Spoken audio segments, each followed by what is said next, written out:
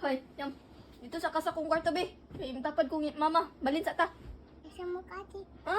Asa mo kati? Kapay ko. Ha? Kapay ko. Di ko magsamo kay gikapoy ka?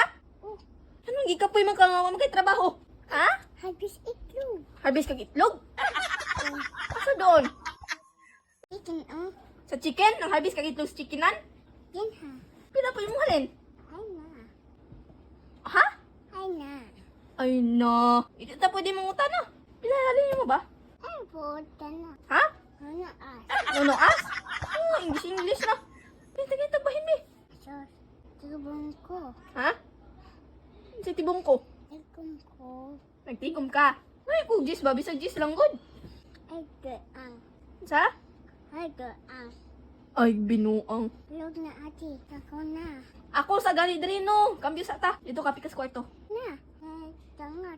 Usa man mo si kalingaw diha pahid oy. Lusin ba? Kagwapa. Sa? Kagwapa. Katong pagwapa? Sama na di ay. Kabata pa nimo pagwapa na ka?